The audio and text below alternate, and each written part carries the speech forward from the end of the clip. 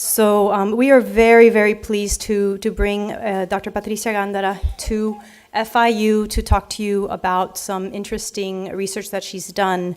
Just a little bit about her so that you know what her background is. Dr. Gandara received her PhD in educational psychology. I believe there's some ed psych students here, yes? Thank you, Dr. Sanders Rio, for bringing your class.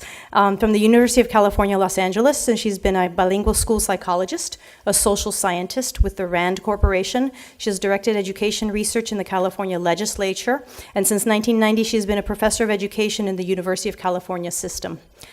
She has served as Commissioner for Post-Secondary Education for California, and for 9 years she was the Associate Director of the Linguistic Minority Research Institute, the co-director of PACE, which is Policy Analysis for California Education, which is a consortium, University of California, Stanford, and now USC consortium, and she is currently the co-director of the Civil Rights Project, Proyecto Derechos Civiles at UCLA. Professor Gandara is a fellow of the American Educational Research Association. She has also been a fellow of the Rockefeller Foundation, Bellagio Center in Italy, a fellow of the French-American Association of Sciences at Postgraduate Institute in Paris, and an ETS fellow at Princeton, New Jersey. In 2005, she was awarded the Distinguished Public Service Award from UC Davis, as well as the Outstanding Researcher in Higher Education Award from the American Association of Hispanics in Higher Education. In 2011, Dr. Gandara received a presidential citation for contributions to education research from the American Educational Research Association, and in the same year was appointed to President Obama's Commission on Educational Excellence for Hispanics. Dr. Gandara has written or edited 7 books and more than 100 articles and reports on educational equity for racial and linguistic minority students, access to higher education, and the education of Latino Hispanic students and language policy. Her most recently published books are The Bilingual Advantage, Language Literacy and the U.S. Labor Market from Multilingual Matters Press, which she co-edited with Rebecca Callahan. This is a compilation of studies that demonstrate the economic value of biliteracy in a rapidly globalizing world. She's also written The Latino Education Crisis, The Consequences of Failed Social Policies, Forbidden Language, English Learners, and Restrictive Language Policies. She recently coordinated a 2-year project involving 21 researchers investigating educational equity concerns in Arizona in light of recent legislation there, and co-edited 2 journal issues, Language Policy in 2012 and Teacher College Record in 2013, which include this work.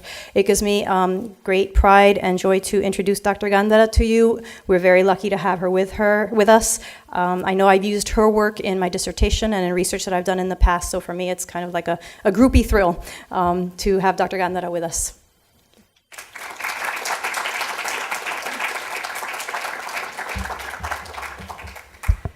Thank you for that very nice introduction, and but please don't blame me for its length. I really told him, yeah, gotta get it back, just a couple lines, but thank you, that was very sweet.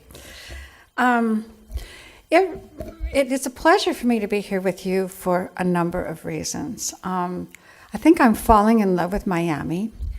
I didn't know it before, but this is a super interesting place. And yeah, I'm coming back. But also, what I was first asked, well, your PowerPoint. I'm not going to do a PowerPoint. Because what I wanted to do with you guys today is I wanted to do kind of a personal journey through my own research and the research of others around immigrants and what we generally call English learners. So if you'll forgive me for that, it's kind of the term we're using in the literature. So I'm not going to do a PowerPoint, but I will make my talk available to anybody, and any stats that you need, all you have to do is email me and I will send you that. But I just kind of didn't want to get off to the sort of didactic thing about, here's the tables and the numbers or whatever. I want to just talk with you. And I think that we have enough time to have some interaction at the end, okay? If there's something that I say along the way that is you don't understand or is distressing or something, yeah, please go ahead and raise your hand. But I'll kind of walk through the comments that I prepared for you. Before I was a faculty member and various other things which you just heard about, I was a school psychologist. And because at that time, there were very few bilingual psychologists in Los Angeles, which is a little hard to believe today, but was in fact the case, I worked mostly with low-income immigrant kids and their families. In fact, they were very low income, these kids, and I would often find these families living in a garage or some other ramshackle kind of situation behind an actual house. And these children were sent to me because they were having difficulty in school. As a psychologist, they were sent to me because the teachers didn't know what to do with them, because no one knew if they had some kind of a learning problem or if their learning problem was simply that they didn't speak English. Of course, the children were struggling in school because they were living in dire poverty. Their parents were often undocumented and had irregular work. And they had few support systems. Sometimes they also had a learning problem, but mostly it was the chaos of their lives that brought them to me. However, every once in a while, I would see a student, not because he or she was struggling in school, but for the opposite reason. The teachers wanted to know if this was a gifted child, because in spite of all the challenges in this kid's life, he or she was doing exceptionally well. And I became fascinated with this phenomenon. And in many ways, most of the research that I have done since that time goes back to that question: how do some children seem to withstand all the challenges in their way and still demonstrate incredible resilience? Of course, I was especially interested in immigrant students, in students who spoke Spanish, and in Los Angeles, the population there is Mexican origin students, but I think we can generalize a bit beyond this to others. So the first book that I published quite some time ago now was entitled Over the Ivy Walls. And this book and the study that is behind it was based on 70 individuals, including 2 cohorts of Latinas, who managed, in spite of all the odds against them, to be exceptionally successful academically. In order to be in the study, so get this, in order to be in the study, they had to come from circumstances in which neither of their parents had as much as a high school diploma, in which, in fact, the average formal education of the parents in this study was 4th grade. Neither parent could have held a job that was above semi-skilled labor, so no carpenters, no plumbers, no electricians or secretaries, but people who were laboring below that level. And they had to have all been within a narrow age range of each other, because I wanted to know what the experiences of this particular cohort of individuals was. And so they had been born and grew up at more or less the same time. They came from all over the country, but they also had to have received an MD, a JD, or a PhD from some rather prestigious research university. So this is an extraordinary circumstance. I was trying to create the greatest extreme that I could, because I didn't want there to ever be a question about, were they disadvantaged in their situation? Or did they really get, was their academic success questionable? These were the extremes on the continuum. And of course, I was searching for this answer about what made these young people so resilient. What did I find? Well, I found that although they were very disadvantaged socioeconomically, they were not disadvantaged culturally. They had a wealth of cultural capital at home. And I'll go on and talk a little bit more about this, but remember, these are low-income homes, low formal education, low occupational status. One key to all of this was hopefulness, and it was mothers who instilled in their children a belief in themselves, in their families, in their heritage, and in their possibilities. The mothers, this became just, and still is really to me, a fascination that the mothers, I never asked this question, by the way. I did these very intensive interviews with all these 70 people, and I never asked anything about this, but it just popped out in virtually every interview that I did. The mothers told stories of grandeur. Who knew if they were true? You know, your tío was mayor of this town, or your abuelo owned these mines, or things like this that were impossible to verify, but were powerful in the lives of these young people. Were they true? Maybe not. But the message was the same nonetheless. We're in bad circumstances now, but we come from successful roots, and we will be successful again. And many times, and that's on you.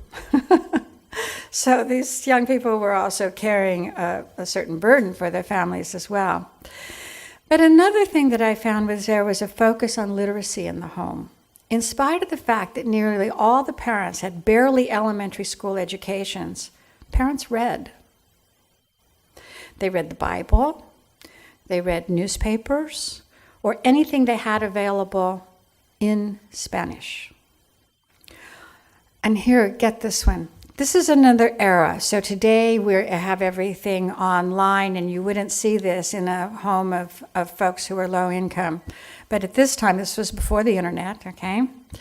Almost every family had an encyclopedia in their home. Increíble, ¿verdad? I mean, these are people who weren't exactly sure where they were going to get the money for dinner, but they had encyclopedias in their home.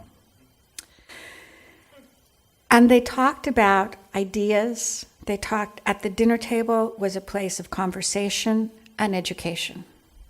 Ideas. Almost all of these individuals were bilingual. They had managed to maintain that bilingualism. And in some ways, of course, this wasn't surprising because most came from immigrant homes. But the language was important to them and to their families. And there was no attempt in the home to transition them to English. Most parents thought it was important that their children speak and read Spanish. English was for school. Now I'm going to be coming back to this, so you can just hold that one in here. Most of these young people, overwhelmingly, most of these people also went to integrated schools where they were mixed with middle-class, mainstream students. This was more possible in a time when the segregation of Latinos was less intense than it is today. But it was still extraordinary because they mostly lived in intensely concentrated low-income neighborhoods of just Latinos. So the likely thing is you would go to a school nearby that was the same as your neighborhood. But by chance or by design, and oftentimes by design of these parents, they went to schools that were not segregated. And it was in these schools that they learned about opportunities outside their communities, and usually from their peers. Really want to emphasize that because peer learning is terribly, terribly important, particularly among students who are growing up in communities where there isn't a lot of this social capital, where there isn't a lot of this understanding of how things works.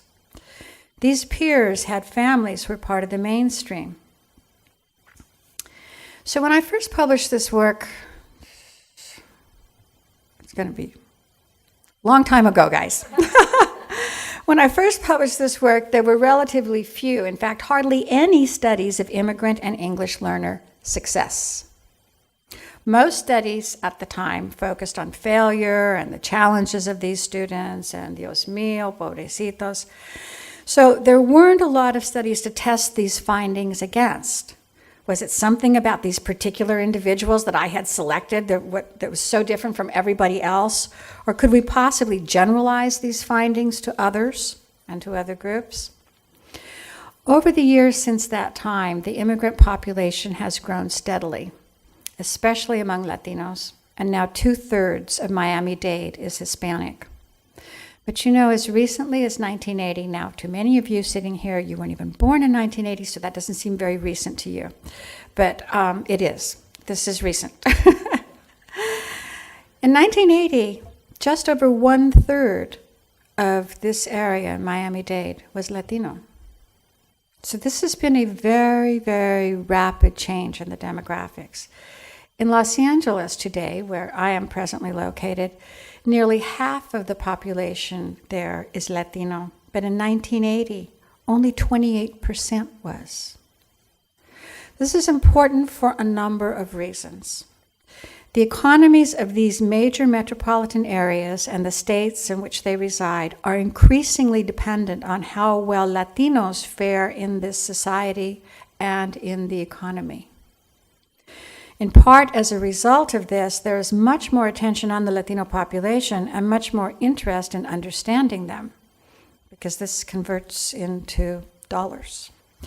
There's also much more research on Latinos, on immigrants, and on English learners, which are often the same, but as you know very well here in this area, certainly not always the same.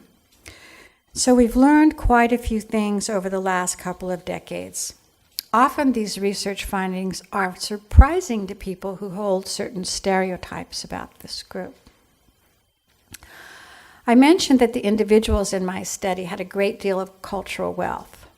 Since that time, a number of studies have shown that a strong sense of identity, of who one is a protective factor against negative social and educational outcomes.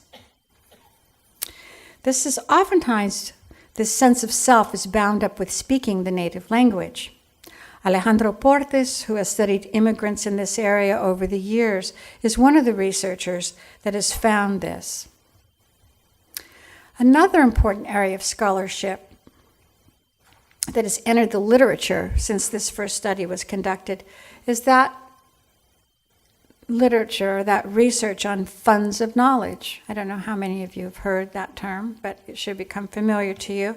It's the knowledge, the skills, the strategic and cultural resources that immigrant families share with their children, which may or may not be the same as the mainstream culture, or may not be manifested in the same way, nonetheless can be a significant resource for academic success if built upon by the schools.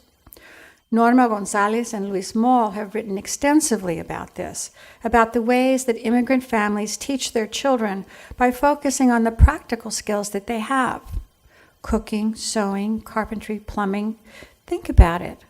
All of these things require sophisticated math. Think about it. Sophisticated math and conceptual skills. But schools often fail to acknowledge or support this kind of practical learning.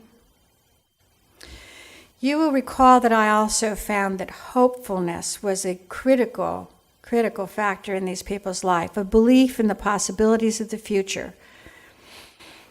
Well, a whole bunch of studies have now shown that immigrant students, and by this I mean students growing up in immigrant families, where at least one parent is an immigrant, tend to perform better in school than those Latinos who are native-born of native-born parents. Why? The researchers, including Marta Tienda at Princeton and Grace Cow at the University of Pennsylvania, all point to a sense of hopefulness, what is referred to in this literature as the immigrant paradox. Often, more disadvantaged in many ways, these students with immigrant roots nonetheless bring with them to school a sense of hopefulness fostered by their parents who've risked everything to bring them here, because of a belief in a better future. The Suarez Orozcos, Carola, and Marcelo have written extensively about the way that the children of immigrants tend to be closer to their families and feel more indebted to them than other kids. This also results, by the way, in fewer behavior problems in school, which also results in teachers oftentimes favoring these kids. Another factor that I found to be important was having gone to integrated schools. You will remember that, where they had access to knowledgeable peers. Over the last few decades, Gary Orfield has shown in a number of studies the very strong relationships between segregated schools, poverty, and weak schooling outcomes. This relationship between segregation, poverty, and weak schools has grown over time, with increasing polarization and wealth in this nation, the rich getting richer and the poor getting poorer. So have our schools become increasingly segregated between the well-off and the poor. The individuals I studied, though, had by and large managed to avoid this. And if I had more time and this were a different talk, I would really want to get into this because we've done a lot of research recently in the Civil Rights Project looking at the increasing segregation across the nation, which is really very frightening to those of us who have tracked on the impact of this on schools. And at some point, I think virtually the impossibility of reforming schools when you have no resources and so many people in need. But I will go back to my primary topic. There's some recent research that finds that immigrant students in schools with many other immigrants fare better than those in schools with few immigrants, in spite of the fact that their schools are usually weak, that co-ethnic peers the idea is that co-ethnic peers may actually support better social adaptation and academic outcomes. So there has been a few voices out there saying, well, maybe we really need to keep these kids all together and not desegregate them because they're supportive of each other. This has also been interpreted to mean that schools with many immigrants are more likely to have language acquisition programs than those with few immigrants. And Russell Rumberger has found that providing the students with a strong language acquisition program is the key to better test scores. So if our measure is test scores, they're going to do better if they're in a strong program. They may also do better in everything else, but that's usually our measure. Yeah, thank you. Do speak up if I'm not clear. I'm calling it language acquisition program because I'm really under that umbrella, including virtually everything we do with kids who don't speak English. So it can be a English-only ESL program that uses no primary language. It can be a transitional bilingual program where there's going to be some primary language. It can be a long-term, more developmental bilingual. It's everything that fits under that umbrella. Okay? So what the researchers have found is if they're doing something for these kids to help them, it looks better than if they do nothing, which is not too terribly surprising, except in Arizona, where we recently found that what they were doing in Arizona with a 4-hour segregated drill program in English mandated by the state, the kids were actually doing worse in that program than the kids who had no intervention whatsoever. But generally speaking, you might see that I have a little bit of an axe to grind about Arizona. Generally speaking, if you do something, it makes a difference. In both cases, however, English learners are not doing as well as native English speakers from the mainstream or as well as low-income students who go to high-performing schools. So that's important, okay? Not doing as well either as low-income students who go to high-performing schools. It makes a difference where you go to school. But there's also another body of research that's really important and only just really getting off the ground, and that's important research on non-cognitive characteristics of students with immigrant roots. This research has begun to accumulate. For all students, characteristics like persistence are increasingly viewed as critical to educational success. And there's a new movie out that I recommend to you. It's called Spare Parts. Have any of you heard of it? Any of you seen it? ¿Te gustó? It's about a group of undocumented, sometimes our ideas come right out of these great research studies. Sometimes they come from other places, like an interestingly well-made movie. It's about a group of undocumented students in a Phoenix, Arizona high school who compete with some of the best colleges in the country. And of all things, they compete to make an underwater robotics competition. So these are kids, so you got to get this, okay? These are undocumented, extremely low income, don't live near any body of water. And they decide that they're going to enter into this competition to create an underwater robot that's going to do all of these various things. And they have never seen a robot. This is a true story.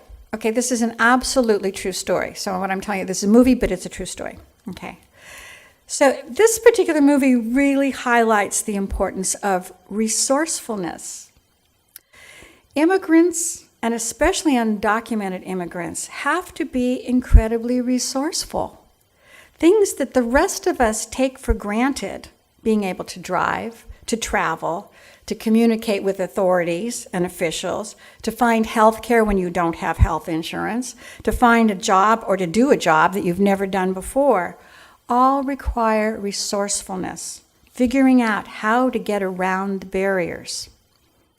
The movie shows the way these undocumented kids figure out how to create a robot without ever having seen one and without the money to buy the regular materials that are needed. So I really recommend it to you because it's really spurred my thinking a lot about this notion of resourcefulness.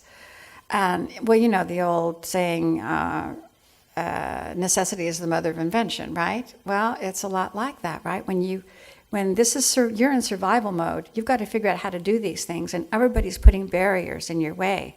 And yet, we find that these kids are actually doing better in school than kids who've been here for 3 generations. Whoa, that really raises, I think, some interesting notions about resourcefulness.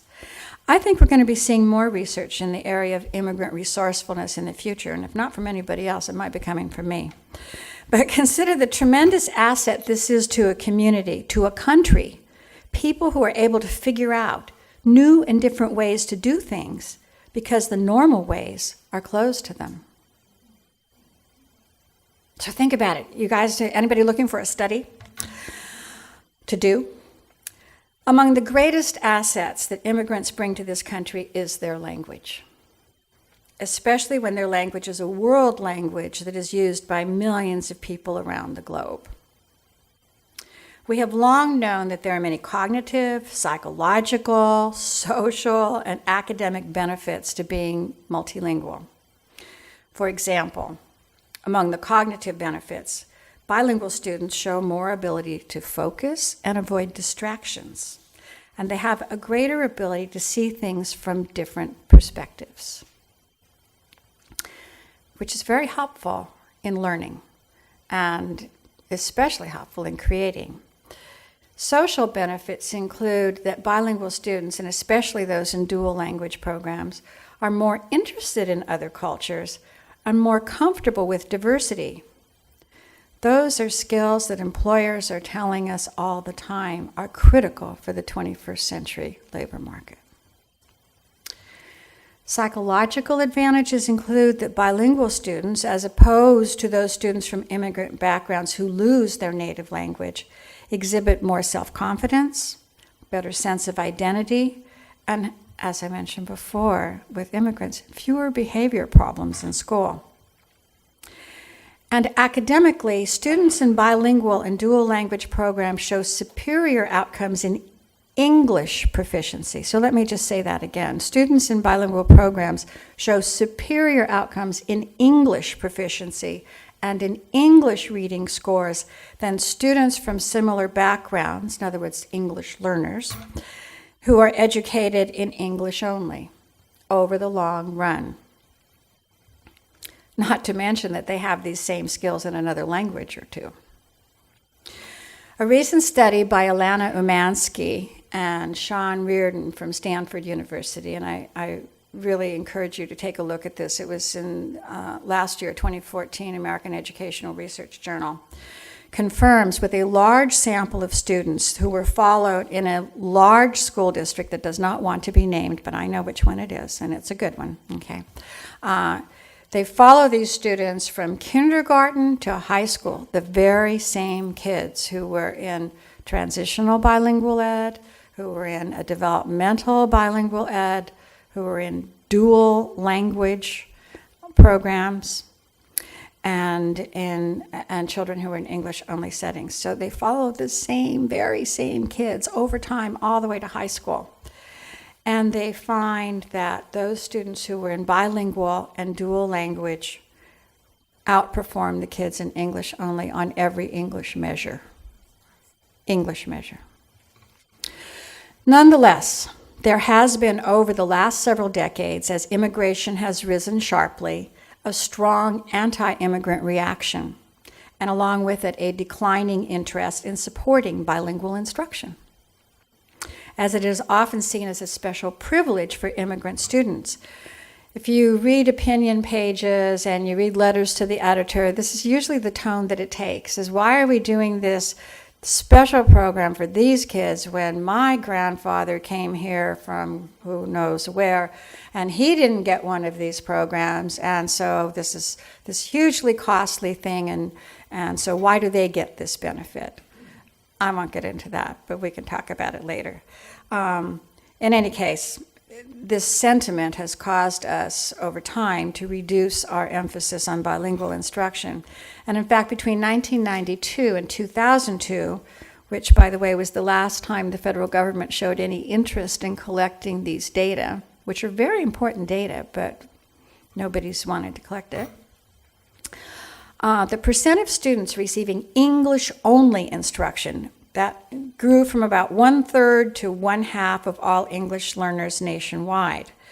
So that is that there is no use of the student's native language for instructional purposes at all, or any attention to their cultural backgrounds. Now, this is 2002. Actually, we know that this is much more common today because of the passage of laws in some states and regions prohibiting bilingual instruction.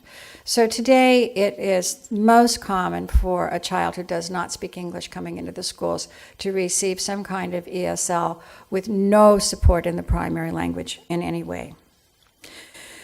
So while we know that bilingualism confers all of these advantages, these have not been compelling reasons to either change federal or state policies to support bilingual instruction or to generally value these skills more highly.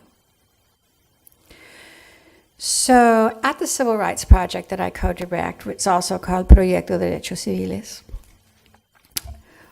we decided to look into the economic research. So if you've tried psychological, you've tried social, you've tried academic, you have tried all these other things, and you have demonstrated this is truly a benefit. Well, it seems like the last one to try is economics, right? So maybe if it puts more dollars in your pocket or in somebody's pockets, people will care more about this. So we turned to the research to see if the economic argument might sway people's belief about the value of bilingualism. We found one study done here in Miami a couple decades ago now, 15 years ago, that found that Spanish-English bilinguals earned somewhat higher incomes than those who were English only. But this was attributed to the enclave economy of the area and viewed as a Miami-only phenomenon, and pretty much dismissed out of hand. So, well, that's Miami, right? I mean, the rest of us don't look like that. And it was nice that they did the study, but it also was not very definitive in a number of ways. In fact, when we went back to look at the research that had been done on does bilingualism pay, in study after study, up to the moment, studies showed that bilingualism does not pay in the U.S. labor market. Now, for those of you living, well, all of you living here in Miami, you may find that hard to believe because but this is an enclave economy. It's a particular place with a particular demographic, but I'm going to come back to this at the end of my comments anyway, so don't feel too complacent about this, okay? A number of economists have found, in fact, that bilinguals often suffer a wage penalty. They actually earn less than monolinguals in the same or similar jobs across the country. Whew. Well, this wasn't what we were hoping for. So we launched a set of studies, and they're in this book called The Bilingual Advantage, Language Literacy in the U.S. Labor Market. We launched these studies to see if, in spite of the demographic changes in the country and our increasing globalization, bilingualism really still doesn't pay in the U.S. So in this book, there's a number of chapters I'm just going to gloss right over, and I'm going to kind of get to the core of this. We replicated the prior studies that had been done that found that there was no advantage economically and that there was, in fact, a penalty, a wage penalty. If you're bilingual, you're going to earn less than the guy next to you or the woman next to you who isn't. So we replicated those prior studies, and we basically found the same thing. You know, because of course there's a question in our mind, they must have made a mistake. So there must be something about, how they did these studies. So we used the newest methods. We got the smartest people in the country to do these. And we found that, in fact, the average bilingual worker earned less than his or her monolingual counterpart. We then tested this out along the U.S.-Mexican border, thinking, after all, businesses depend on having employees that can communicate with their customers, right? And we focused on police and healthcare workers because they must be bilingual as they routinely, they have to be. You're talking about life and death situations, right? Where accurate communication is critical. So these studies were led by Amado Alarcón and his colleagues, mostly people from the University of Texas. These researchers found that there was no greater earnings for bilinguals in the border area. The same thing we had found on national data. So we concluded that maybe this was because everyone is bilingual on the border, so it isn't a scarce resource. So we then moved to a new hypothesis, that in a place where there was high demand, like let's say in another big city in Texas, with lots of people who need Spanish-speaking services, but without the large supply that you have right on the border, that in such a place, that bilinguals would be compensated for that skill. So we went to Dallas, Tarrant County, and we looked at all the data there up to the minute. And again, the researchers found the same thing. Using census data, no additional compensation for the bilingual skills, and in fact, bilinguals made somewhat less money in Dallas, Tarrant County than monolinguals doing the same job. Now, are you sufficiently confused or depressed? We're about to turn a corner. Because we weren't ready to give up yet. Okay, we've been try this way, try that way, try the other way, look at another group of people. But then we thought, maybe the problem was with the data we were using, which were census data. Maybe those census data simply were not picking up the real human capital of bilinguals because the definition of bilingualism was too vague. The census asks people if they speak another language, but it doesn't ask if they read or write it. And the assessment of English is self-report, and level of education is the proxy for English literacy. So the operating assumption is if you have a certain level, like over 8th grade education, that you're probably literate, and so they're viewed that way. So there's probably a wide range of individuals who are in the category of bilingual, from those who only speak, don't read, don't write, one or both languages, to being fully literate in both. This could result in very inaccurate findings. So we considered that we needed to look at data that included more information about language ability in both languages. And we thought we should also look at young people who are emerging into a labor market. We'd been looking basically at the whole population out there.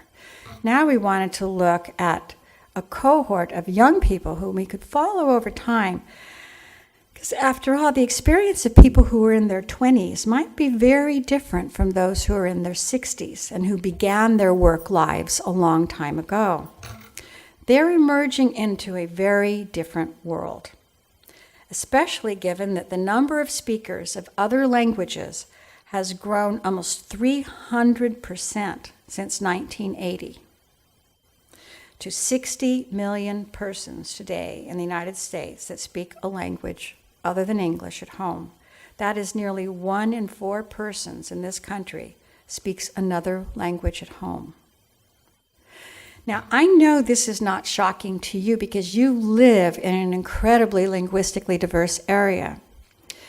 And for those of you who haven't spent much time outside of Miami, I assure you, the rest of the country does not look like Miami.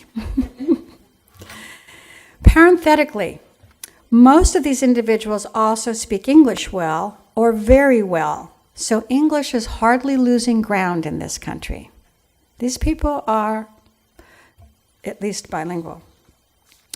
So, all right, now with this new idea about what we were going to do, we're going to slice and dice this another way. We turned to Ruben Rumbaut, who had, so all of these names I mentioned to you, there are many people who have done this research, but I'm trying to name a few people who you may want to go back to and look at their work because it is really the essential work. Ruben Rumbaut and he has worked, by the way, very closely. He's of Cuban origin, and he's worked very closely with Alejandro Portes here in this area. They've produced a lot of research together. But Ruben is now in Southern California, and he's been doing some focus out there. So he had a sample of more than 6,000 immigrant youth of various ethnicities. Okay, so I'm not just talking about Latinos now, okay? Of various ethnicities from the Southern California region who were anywhere from first generation, means they're the immigrant themselves, to fourth generation in the country. The average age of the subjects in the mid-2000s was 27. So these are people who are, for the most part, finished with their education, and with whatever education they have, they're now going into the labor market. Rumbaut's data allowed him to determine because he was interested in this. So, and I told you, did I tell you how many there were? I did, oh good, okay. Want to make sure that I didn't skip over that. So it's a large sample. And he asked very detailed questions about language and language use that allowed him to determine if respondents were moderate or balanced bilinguals, with moderate or high levels of literacy in both languages. Now you're going to hear this term coming from me, balanced bilinguals, many times. Because if there's any essential finding across all of these studies, that's it. It's about balanced bilingualism. He asked 3 questions of his data. Did those persons who had maintained balanced bilingualism drop out of high school at lower rates than monolinguals, or those moderate bilinguals, those who said they did pretty well in both languages? Did they earn more money in the labor market? And did they have higher status occupational positions? In each case, Rumbaut found that bilinguals had lower dropout rates from high school, higher occupational status when they were in the workforce, and that they actually earned more than English monolinguals. And that the balanced bilinguals, those who were strong in both languages, fared better than the moderate bilinguals. It's important to know that Rumbaut controlled for all the known predictors of academic achievement, including the kids' grades, or the young people's grades, parents' socioeconomic status, family structure, all the things that we know can predict how well one does in school. He controlled for all of those. So these findings are quite robust and quite different from everything we were finding before and everything that these hordes of economists were finding before. So why did Rumbaut get different findings than all the other studies? First, because his data allowed him to know the level of literacy a person had in both languages. And second, because he was looking at a particular age group at a specific time and in a geographic area where there's a great deal of linguistic diversity. So we could say Miami, we could also say Southern California. The concept of balanced bilingualism, however, is especially important in this study. It is virtually certain that prior studies had incorporated bilinguals whose skills varied widely. So it obscured what was going on with these folks who were truly strong in both languages. But we didn't stop there. I'm going to tell you about a couple more. In another study from this book, Orhan Erdağ, who's a Turk, who's a professor at the University of Amsterdam, who was one of our postdoctoral colleagues at the Civil Rights Project. This guy is going to explode on the scene. Even though he's in the University of Amsterdam, he's publishing frequently here in the US. He's a brilliant guy. So he used the National Educational Longitudinal Study data set. This includes, so you'll remember that Rumbaut found this for the 6,000 in Southern California, right? But Orhan now moves to look at a national data set from across the country. Obviously, that's national. And these data are picked up beginning in the 8th grade in 1988, and he focused on Latino and non-Hispanic white students for comparisons. These subjects are a little bit older than Rumbaut's, but they also answered questions about how strong their English and their other language were. So Orhan was able to compare balanced bilinguals, or his proxy for that. It's not quite as detailed language data as Rumbaut had, but it approximates, with English dominant students in the sample. Though all of these people who were included in the sample were from immigrant roots. In other words, at least one parent was an immigrant. Orhan's findings confirm those of Rumbaut's, that balanced bilinguals earn more than English-dominant individuals in the labor market. However, he asked another question. He turned that upside down, and he asked, what is the cost of not maintaining bilingual skills among the children of immigrants? I love this. You know, when we sat down to map out these studies, and Orhan's sitting there and he says, all of that other stuff I want to know, but I want to know, is there a cost to this? He found, using these national data, that individuals, and so figure that this is about 10 years old now. Yeah, it's about 10 years old now, these data. So you have to inflate this for a current value. He found that these individuals who had lost the native language were losing between $2,000 and $3,000 annually in salary. So not only is there the notion that this can pay off in the labor market, but the notion that if you don't do it, it comes at a price. So then another study I want to point out to you that's in this book is by Lucrecia Santibáñez and Estela Zárate. They examined still another data set, a more recent data set, the ELS, the Educational Longitudinal Study. And this allowed them, too, to distinguish between moderate and balanced bilinguals.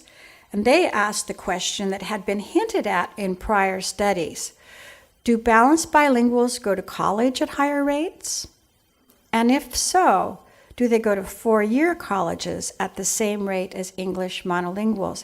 Now, I want to point out to you that this included both Asian language speaking and Spanish speaking students. So we're not just talking about Latinos here, we're talking about all of them that were in large enough numbers in the national data set, which is basically Asian and Spanish.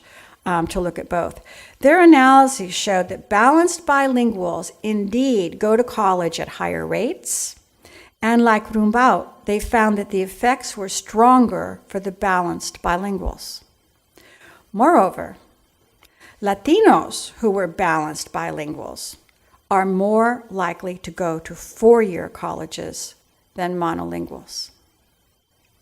This is an especially important finding, because the very low rate of college completion for Latinos is related to the fact that they are more likely than any other group to go to 2-year colleges, where they seldom manage to get a degree, seldom manage to make that transfer. And in fact, a couple years ago, we published a book entitled The Latino Education Crisis, which is basically built around this whole notion that Latinos are significantly less likely than any other demographic group to get a college degree. And this is one of the reasons. So if being a balanced bilingual is related to going to 4-year colleges, then it seems to us an important factor to consider in stimulating the degree production of Latinos.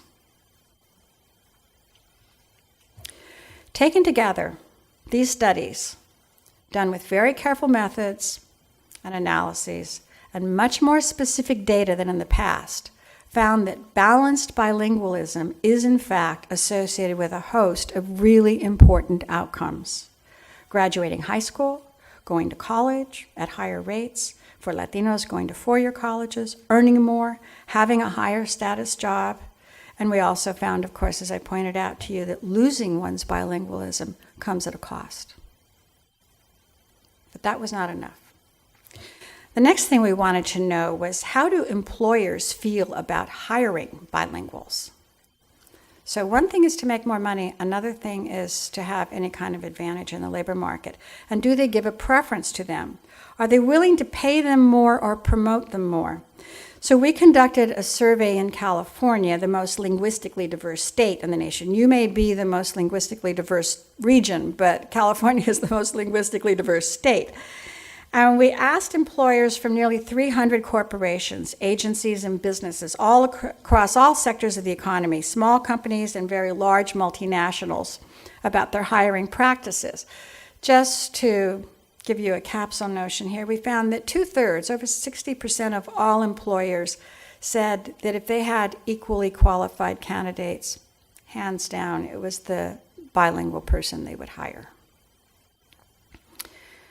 So that's a big advantage in a labor market, which is oftentimes very squeezed for young people just starting out. Many people would not answer us about whether they would pay more. It's interesting that human resources people do not want to go on record as saying this, because these are like, secrets behind the screen.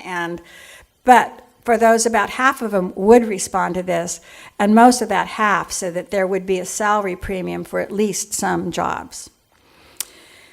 But I think maybe, although these data are really important to document this, I think one of the most interesting things about that study is in the interviews that we did, where bilingual employees told us. So we asked them, so what is it like being bilingual in your job? And how does that favor you or not favor you? And they said, I get promoted more. They were able to generate more business. I remember in particular this banker, he says, no, they don't pay me anymore in this job. But you know what? I speak Arabic and I speak Persian. And this was in a community where these were very big languages. Everybody comes to me. So I just generate more business. So I generate more commissions and I make more money. And they also felt that their jobs were more secure because of their language skills. They knew that they were relied upon in a very direct way. And this is even when they ostensibly were not paid more, but there were these many ways in which they earned. They weren't paid more, but they earned more. It's clear that at least in linguistically diverse places like California and South Florida, bilingual skills are a net asset in the labor market, and the bilingual is more likely to be hired than the monolingual. Nonetheless, there is a perception by some across the country that immigrants are a drain on the economy. Now, without going into a whole set of other data, I will simply say that the evidence suggests that exactly the opposite is true. In addition, those who learn English and maintain their native language skills will earn more, be more easily employable, and likely go on to get college degrees at a higher rate. This also means that they'll pay more taxes and will not need to resort to costly social service programs. So kind of winding up here, we undertook this research that I've just reported because we thought it was important to point out the potential economic benefits if they existed. I mean, we would have reported, probably wouldn't have written a whole book, but we would have reported if we found different of multilingualism.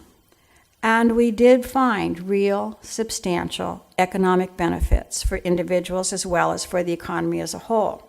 People who make more money pay more taxes. People who get college degrees also make much more money than those who do not.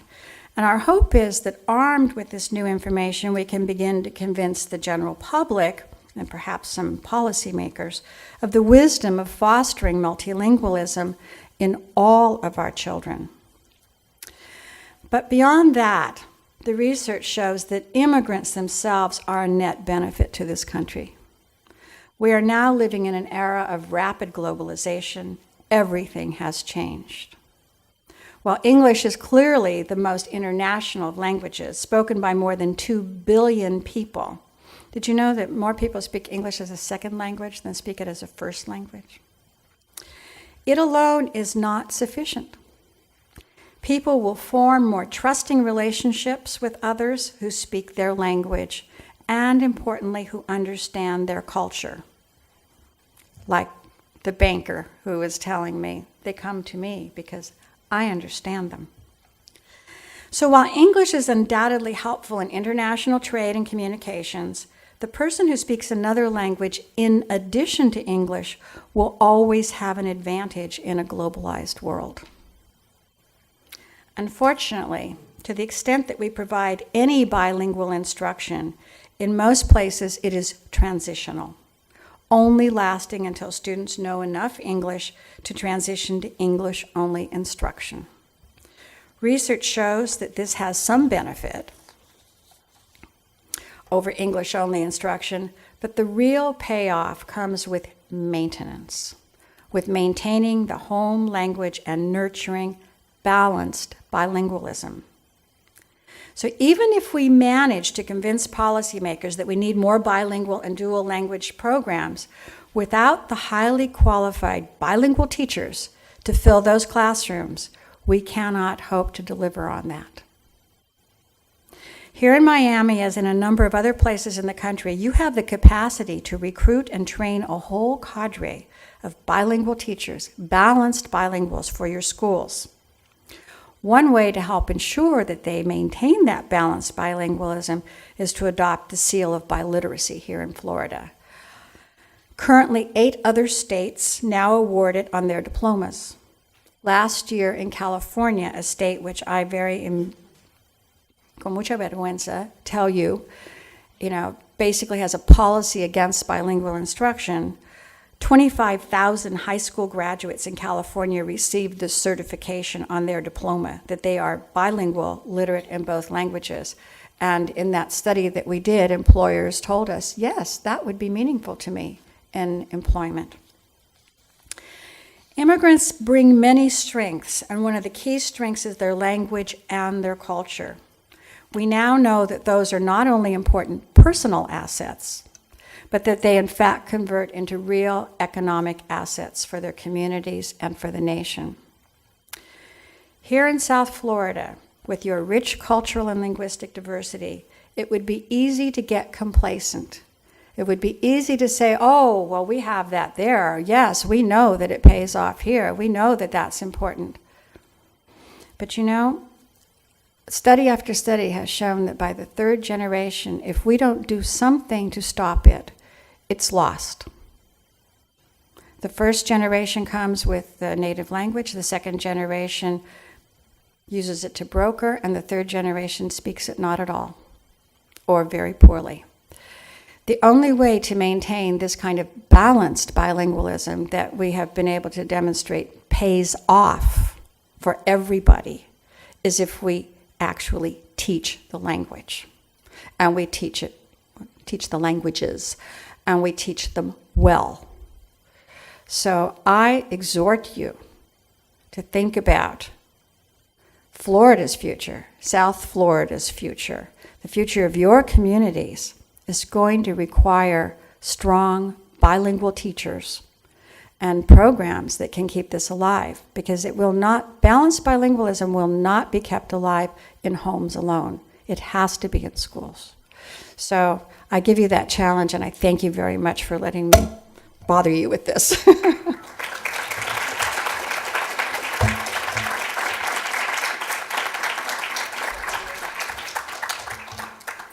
And I think we have about 15 minutes, and I'm happy to entertain any comments, any questions, anything you would like.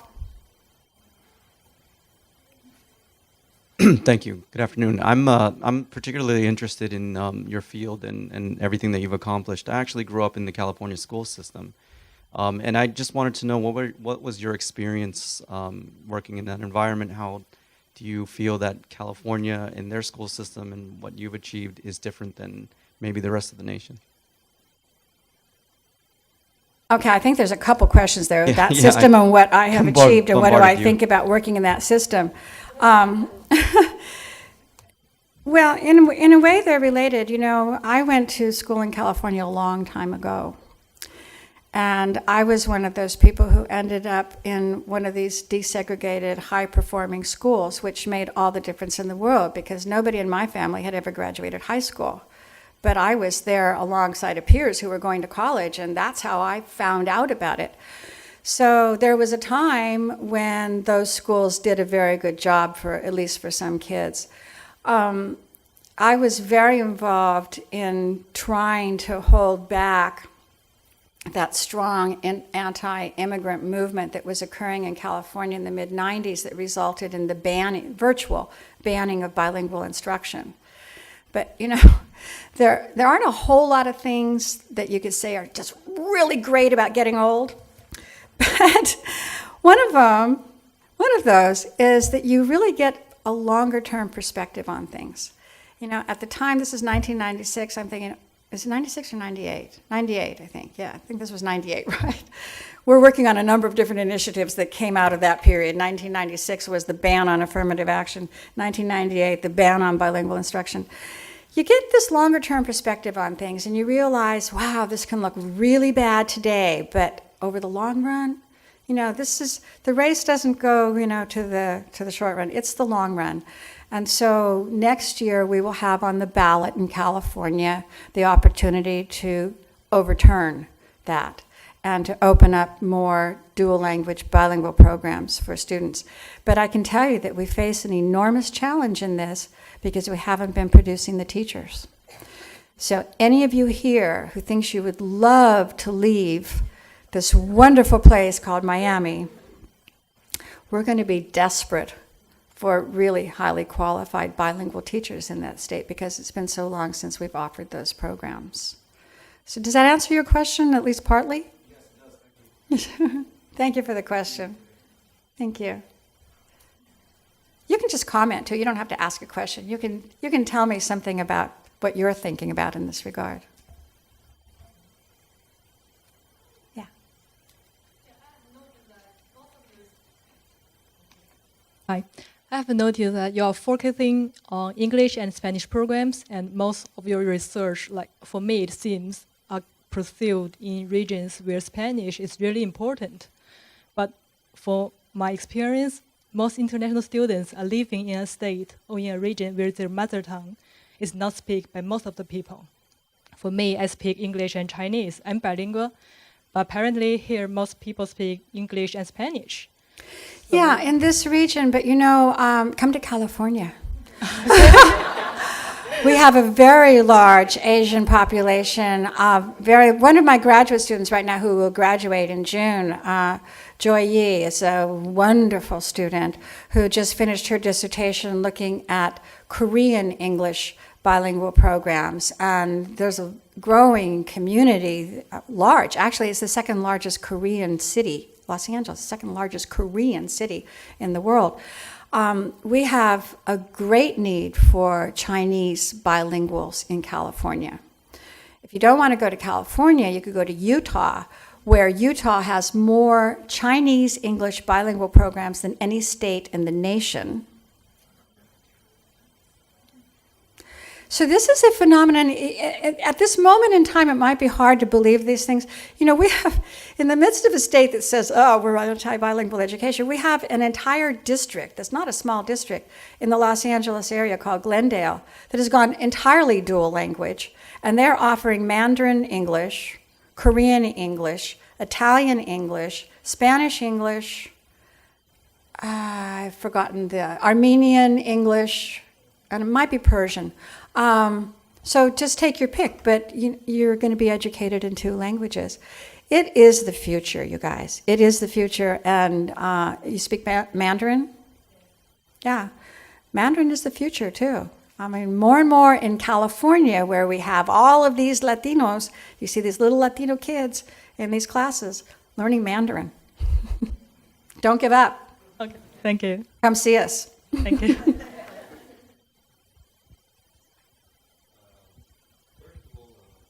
I would like to. First of all, I would like to congratulate you. I am from UCLA too, Oh, fantastic. Okay. but I graduated back in the 1975 with the MPA. Uh-huh. From the And, Anderson School there? Yeah, Dr. Engelbert, and we were in the mix of the problem of civil rights and Vietnam War as a veteran. And one of the problems is they couldn't get even a job there, even though I graduated from. But I got the chance to work for Dr. Bradley as an analyst Uh-huh. when he became mayor. Oh, Tom Bradley, yeah. Uh-huh. Then I went back home to teach in Ecuador, 25 years. Ah, el Ecuador. Ah.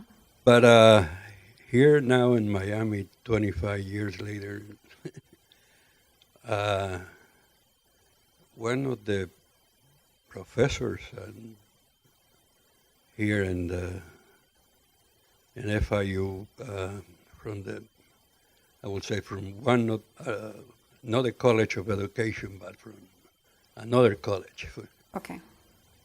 He mentioned once that the problems of poverty, as you mentioned, you have to ask which one is your zip code. Yeah. Yeah. We can predict how young people are going to do in school and in life by their zip code, yes. And I found out, and I don't know what was the question, what will be the result here, as you mentioned, but many of the parents that are pushing for this second generation to forget Spanish. Lástima. Yeah. It's, I see that something terrible because you see you talking about the advantage that will be later on, and I don't know even the in the school system even there are not too much help for the people that doesn't speak English. right. The English I learners. can give you a case that maybe you can use it. I give you the data later on, but I have one job to survive here as a security guard, even as a graduate and as a lawyer, long time ago. And I was a girl from Brazil that spoke 3 languages but no English. And she was put in the course with the Mentally retarded retarded people, you know. or developmentally And, disabled now, yeah. So I really give you a very applause for your intervention, because I hope that the people that hear the third generation that to really understand what you just said. It's not a question, but it's a feeling. Yeah, muchas gracias. Muchas gracias. Yeah. No, thank you for that.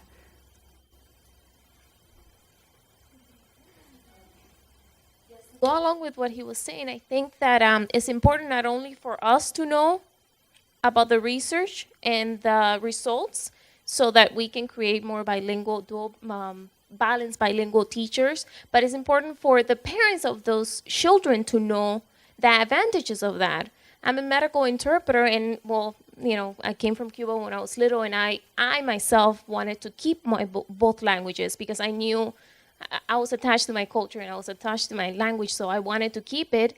And I'm actually a medical interpreter now. I even went even a step further, and I wanted to keep it and continue working with our community. But a lot of parents don't know the benefits, and that is one of the reasons why we see they say, well, you have to be successful, and to be successful in the U.S., you need to learn English. Claro, So yeah. English only. So if they don't know about it, then they won't push for that as well. Right. No, you're absolutely right. And in fact, it was not in small part parents, immigrant parents in California, that helped push that anti-bilingual law that then went on to Arizona, then went on to Massachusetts. And I don't blame them. First, if we don't give them the information, how are they to know it? They're not familiar with the school system. I mean, you put yourself in an immigrant's shoes. Oftentimes, these are people with good educations. They can't get a job. They're physicians, they're dentists, they're various things, but they can't get a job because they don't speak English. So this is like at the center of your head, right? You think, I've got to learn English and I've got to make sure that my children know English in order to be successful. The problem is, you don't need to give up a language that you already have in order to know English. And that's hard for parents to understand. And there's a rush for their kids to get English. No, olvídalo. I'll teach them Spanish at home. That's my point. Spanish at home is not sufficient if you want the big payoff. But we have to be able to tell these parents now with lots of good research behind us, wait it out. We now know where this happens. We've seen a number of studies now. 5th grade. So if you keep testing up to the 4th grade and it still looks like they're not doing as well, hang on one more year. Because in virtually all of these longitudinal studies now, at 5th grade, it tips over, and the kids who were in English only start flattening out, and the kids who were in dual language programs start going up in English skills till they get to the point where they outperform on every kind of English test. But we need to educate our parents about this and need to hold their hand while we wait a little while for this to happen. Yeah. Tienes razón. Yes. I am a first generation Cuban. I was born in Cuba, but I grew up here. My nieces and nephew were all born here. They were all raised in Spanish. Their children are not being raised in Spanish. Right. See, what you're saying is exactly what the research has found over and over and over again. The 3rd generation, we lose it. That's why I'm telling you, I'm really happy to be talking to you guys, because we have to get that message out. You don't get complacent. This is a wonderful, multilingual, multicultural place here, but you can lose it in a generation. Yeah. If we don't do something systematic about this, we can look at a generation from now and say, wow, Miami was a fantastic place, but now it's like every place else in the U.S. I've heard that Miami-Dade public schools is in the process of taking Spanish classes out. What we say about this book, okay, is, I don't peddle this book to make any money. I peddle this book because it's ammunition. I would like it if everybody used this ammunition that we have to go to your policymakers at every level and say, do you realize that we are actually costing people money in the labor market if we don't do this?